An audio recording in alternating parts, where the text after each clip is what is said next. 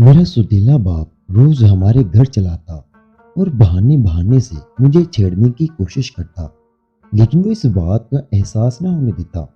एक शाम अम्मी किचन में काम कर रही थी, तो मेरे सौतेले बाप ने फायदा उठाते हुए मुझे अम्मी समझकर मुझसे जबरदस्ती। प्यारे दोस्तों, आज की जबरदस्त कहानी को आखिर तक पूरा सुने।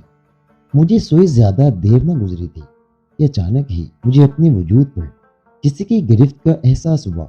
मैं नींद से जाग गई थी, लेकिन कमरे में इस कदर अंधेरा था कि मुझे कुछ नजर नहीं आया था। मैंने खुद को छुड़ाने की कोशिश की, लेकिन वो कोई भारी भरकम मर्द था जिसकी गिरफ्त इतनी मजबूत थी कि मैं चाहकर भी खुद को छुड़ा ना सकी थी। और इससे पहले कि मैं चीख मारती, उस दरिंदे ने मेरे मुंह को अपने दूसरे हाथ से दबा दिया। वो रात मुझ पर किसी कयामत की तरह साबित हुई थी। मेरे रोने का, तड़पने का और खुद को छुड़ाने का कोई फायदा ना हुआ, क्योंकि मैं एक वहशी दरिंदे की गिरफ्त में थी जिसने पल भर में ही मुझसे मेरा भरम छीन लिया था। शायद अब मैं कंवारी नहीं रही थी, क्योंकि इस दरिंदे ने रात भर। मेरा नाम मरियम है और मैं 17 साल की हूँ। मेरे अब्बा काफी दिन पहले गुजर चुके थे, लेकिन मुझे अभी तक यकीन नहीं आया था, क्योंकि उनकी मौत बिल्कुल अचानक हुई थी और अब अब्बा का 40वां होने वाला था। मैं तो खामोशी से आंसू बहा रही थी। अम्मी इद्दत में थी, वो कमरे के अंदर मौजूद थी। अब हम माँ बेटी अकेले रह गए थे। अब्बा के दोस्त जमशेद भाई, जो हमारे अच्छे बुरे वक्त के साथी थे, हमारे घर के सारे मामलात और इंतजामात अब्बा के मरने के बाद से उनके ही हाथ में थे। अब्बा की मौत की खबर भी हमें जमशेद भाई ने ही सुनाई थी और तदफीन भी उन्होंने ही करवाई थी। अम्मी को तो कुछ होश ही न था। अब्बा के बिछड़ने का गम और अम्मी की ऐसी हालत ने मुझे भी तोड़ कर रख दिया था।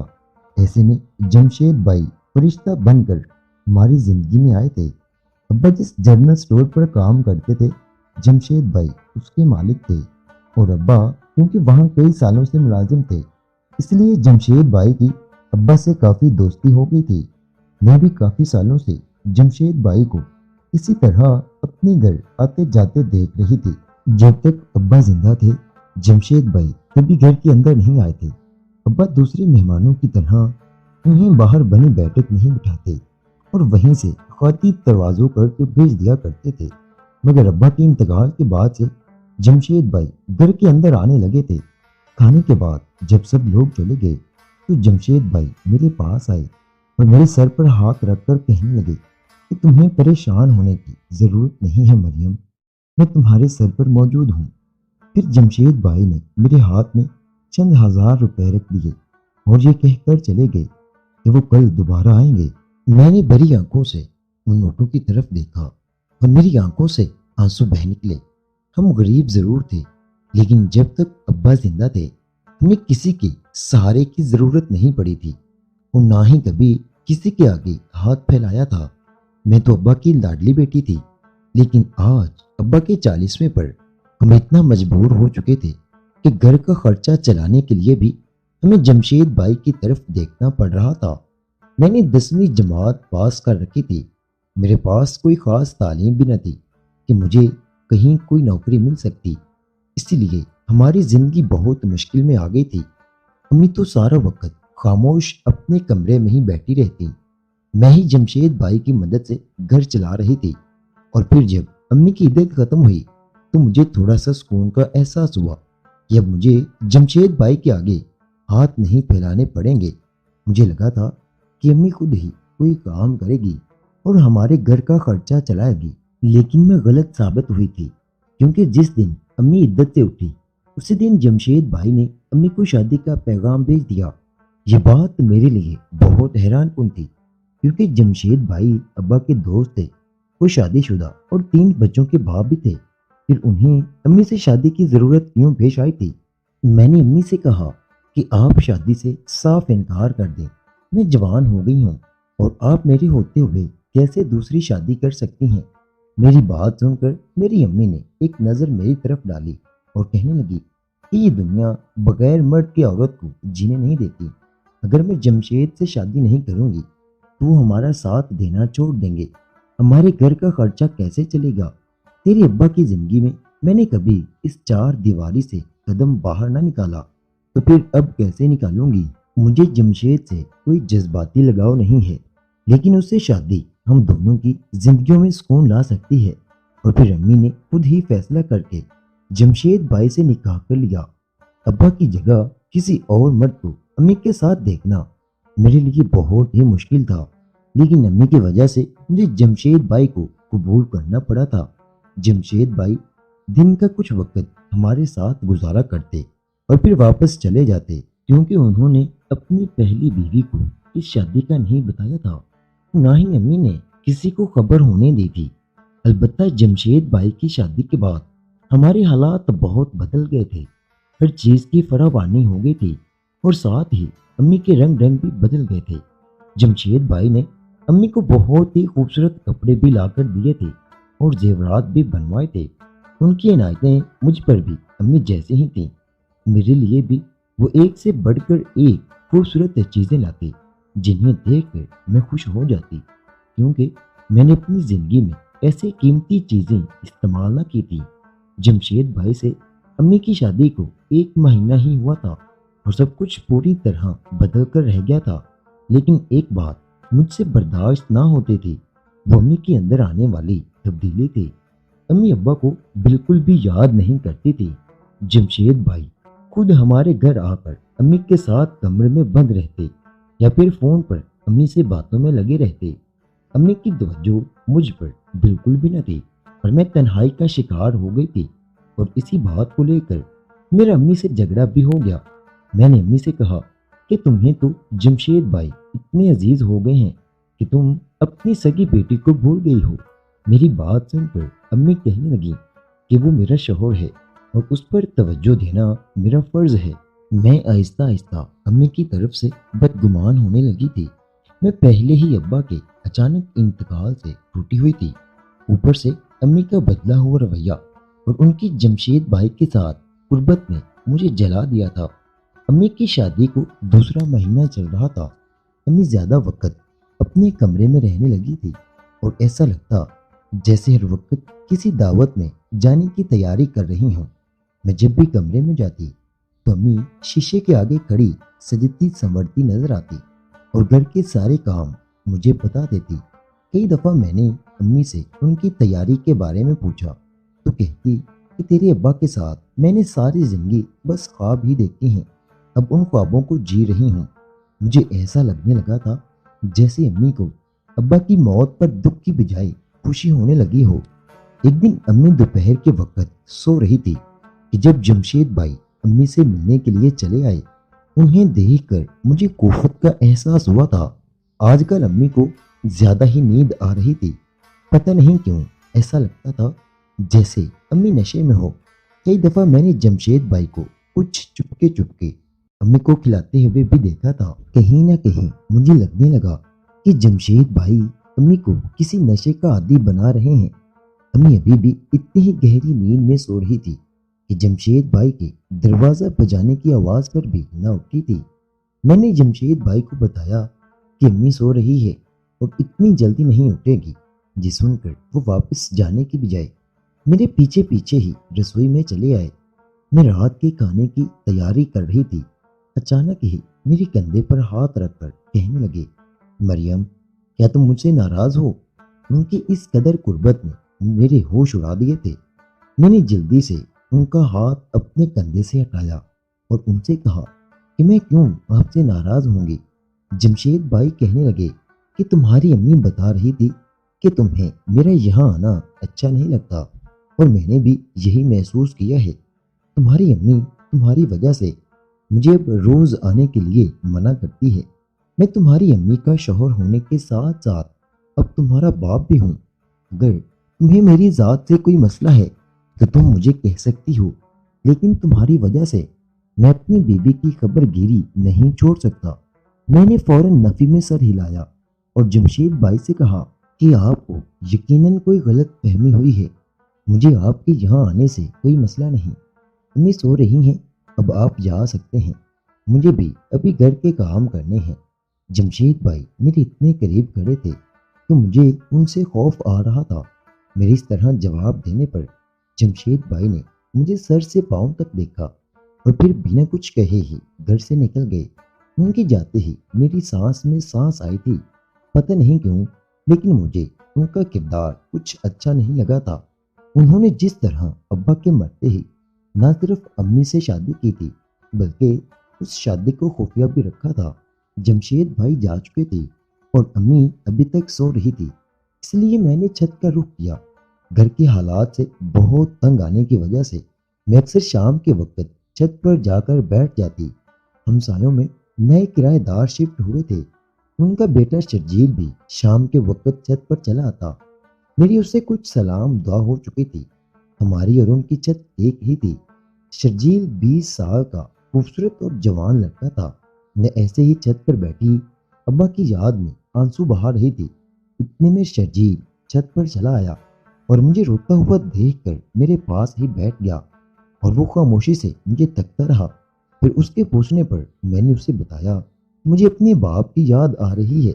वो हैरत से पूछने लगा कि क्या जमशेद भाई तुम्हारे बाप नहीं है?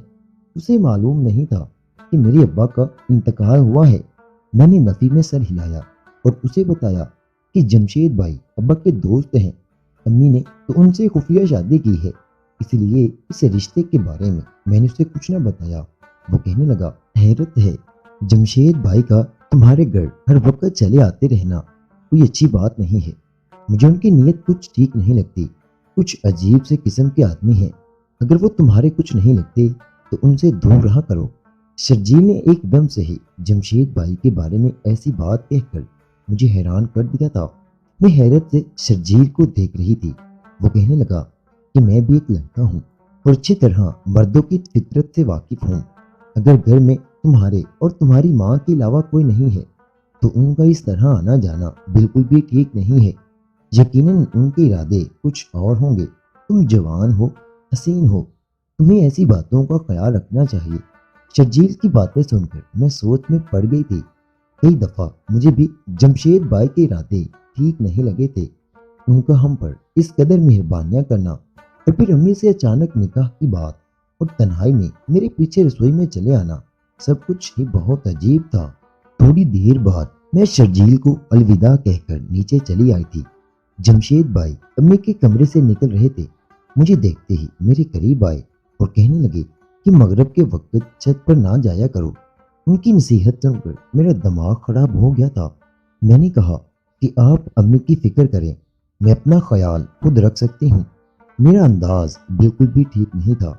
ये वो नफरत थी जो मेरे दिल में उनके लिए उठने लगी थी। मेरी बात सुनकर जमशेद भाई उसी वक्त वापस चले गए। मेरी इस बदतमीजी का उन्होंने कोई जवाब न दिया था, लेकिन उसी रात मेरे साथ कुछ ऐसा हुआ जो हद से ज्यादा भयानक और नाकाबिले फरामोश था।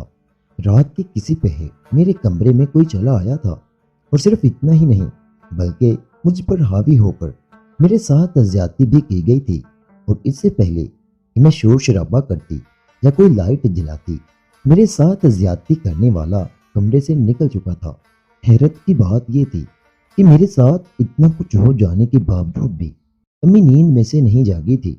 मेरा पहला और आखिरी ख्याल जमशेद भाई की तरफ ही गया था। उनके सिवा और कौन हो सकता था? शाम में ही तो मैंने उनके साथ बदतमीजी की थी और फिर वही तो थे जो अम्मी को पता नहीं ऐसा क्या खिला रहे थे कि अम्मी की आंखें ना खुलती थीं। मैं अपना बेआबरू वजूद लेकर अम्मी के कमरे में गई और बहुत मुश्किल से उसे जगाया। अम्मी मुझे देखकर परेशानी से पूछने लगी, मरियम, सब खैरियत तो है? मैं रोते हुए अम्मी के सीने से लग गई। जब अम्मी को थोड़ा होश आया तो उन्हें मेरा बिखरा हुआ वजूद नजर आने लगा। मेरे चेहरे पर भी जगह जगह जख्म थे और मेरी आंखों से बहते अश्क मेरे दर्द की कहानी सुना रहे थे। अम्मी बेचैनी से मेरी तरफ देखते हुए पूछने लगी, ये सब किसने किया है? अम्मी के इस सवाल पर मैं तड़प उठी थी। मैंने अम्मी से कहा कि क्या अब भी इस सवाल की गुंजाइश बाकी है? क्या आप नहीं जानती इस बर्बादी के पीछे कौन है? आपकी और मेरी जिंदगी में एक ही मर्द है और उसी के आने के बाद से हमारा घर बिखर गया है और उसी ने ही मेरी जिंदगी को भी बर्बाद किया है। अम्मी रोते हुए कहने लगी, ऐसा नहीं हो सकता। जमशेद ऐसा नहीं है, वो तुम्हारे साथ कभी गलत नहीं कर सकता। وہ تمہیں دل سے اپنی بیٹی مانتا ہے۔ مجھے امی کے اوپر ہنسی آنے لگی۔ انہیں اس وقت بھی اپنے شوہر پر مان تھا۔ امی نے فوراً فون اٹھایا اور جمشید بھائی کو فون لگایا، لیکن ان کا فون مستقل بند آ رہا تھا۔ امی کے پسینے چھوٹ گئے۔ میں نے امی سے کہا کہ دیکھ لیا نا آپ نے، ہمیں برباد کر کے وہ خود فون بند کر کے عیش کر رہا ہے۔ میں اور امی ساری رات آنسو بہاتے رہے۔ امی کو تو یقین ہی نہیں آ رہا تھا کہ جمشید بھائی اس قدر گر سکتے ہیں۔ صبح صبح گھر کا دروازہ بجا اور امی نے دروازہ کھولا تو سامنے ہی جمشید بھائی کھڑے تھے۔ امی نے ان کا گریبان پکڑ لیا اور روتے ہوئے کہا کہ تم نے میری بیٹی کی زندگی کیوں برباد کی ہے؟ امی کی بات سن کر جمشید بھائی چونک پڑے اور کہنے لگے، میں نے کچھ نہیں کیا ہے۔ جب امی نے انہیں رات والے واقعے کو بتایا تو انہوں نے صاف لفظوں میں کہہ دیا کہ نہ ہی وہ رات کو ہمارے گھر آئے تھے اور نہ ہی انہوں نے میرے ساتھ کچھ غلط کیا ہے۔ وہ اپنے گھر میں اپنے بیوی بچوں کے ساتھ تھے۔ جمشید بھائی تو ماننے کو راضی ہی نہیں تھے۔ انہوں نے امی سے کہا کہ اگر تم چاہو تو میری بیوی سے پوچھ سکتی ہو کہ میں رات کو کہاں تھا۔ اور پھر اچانک جمشید بھائی نے سارا الزام میرے سر ڈال دیا اور کہنے لگے کہ تمہاری بیٹی کو تو پہلے ہی میں پسند نہیں تھا۔ شام کو بھی اس نے مجھ سے زبردستی جھگڑا کرنا چاہا تھا، اس لیے ہو سکتا ہے یہ سب اس نے جان بوجھ کر کیا ہو، کیونکہ اسے معلوم ہو گیا ہوگا کہ تم حاملہ ہو گئی ہو۔ پہلے ہی مجھ پر کوئی کم قیامت گزر رہی تھی، جو جمشید بھائی کے اس جملے نے میری رہی سہی زندگی تباہ کر دی۔ میری ماں عمر کے اس حصے میں حاملہ ہو گئی تھی اور مجھے علم بھی نہیں تھا۔ جمشید بھائی کہنے لگے کہ میں تمہاری اماں کو طاقت کی دوا اور ایسی حالت میں جو دوائیاں دی جاتی ہیں وہ سب کھلا رہا تھا، لیکن مجھے یہ سب کچھ تم سے چھپا کر کرنا پڑ رہا تھا، کیونکہ تمہاری ماں نہیں چاہتی تھی کہ تمہیں اس کا علم ہو۔ تمہاری ماں کی طبیعت اس لیے آج کل اس قدر گری گری رہتی ہے اور ہر وقت سوئی پڑی رہتی ہے، کیونکہ اس کے حمل کے ابتدائی دن چل رہے ہیں۔ لیکن تم تو اپنے گندے اور جھوٹے الزامات سے ہماری زندگی برباد کرنے پر تل گئی ہو۔ میں نے تو تمہاری ماں کو بیوہ سمجھ کر سہارا دیا تھا تاکہ تم دونوں ماں بیٹی عزت سے اس چھت کے نیچے گزارا کر سکو اور میرا تمہارے گھر آنا بھی ایک جائز رشتے سے ہو جائے۔ میں گناہ کے رستے کو چھوڑ کر الگ رستے پر چلنے کی کوشش کر رہا ہوں، لیکن تم ہو اس بات کو سمجھنے کو ہی راضی نہیں ہو۔ تمہیں اپنی ماں کا سجنا سنورنا برا لگتا ہے۔ تم نے یہ سوچا ہے کہ تمہاری ماں ابھی جوان ہے اور زندگی پر اس کا بھی پورا حق ہے۔ یہ ٹھیک ہے کہ تمہارا باپ چلا گیا ہے، لیکن کیا یہ ضروری ہے کہ تمہاری ماں ساری زندگی اسی سوگ میں گزارے؟ تمہاری ماں کا خوشیوں پر اتنا ہی حق ہے جتنا تمہارا، اور یہی بات میں نے تمہاری ماں کو سکھائی ہے۔ ماں کی آنکھوں سے آنسو بہ رہے تھے۔ جمشید بھائی میرے سامنے کھڑے مجھے غلط ٹھہرا رہے تھے اور کسی حد تک ان کی بات ٹھیک بھی تھی، لیکن جو کچھ رات میرے ساتھ کیا گیا وہ اسے کیسے ٹھیک کہہ سکتے ہیں؟ جمشید بھائی کہنے لگے کہ میں اپنے ہونے والے بچے کی قسم کھا کر کہتا ہوں کہ نہ ہی میں نے تمہاری ماں کو کسی قسم کا نشہ کروایا ہے اور نہ ہی تمہارے ساتھ بدکاری کی ہے۔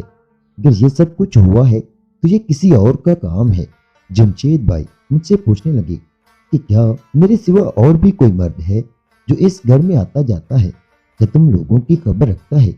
امی نے انکار میں سر ہلایا، لیکن مجھے شرجیل کا خیال آیا۔ میں نے بتایا کہ ہمسایوں کا لڑکا شرجیل اکثر چھت پر مجھ سے ملتا ہے اور وہ ہمارے بارے میں سب کچھ جانتا ہے۔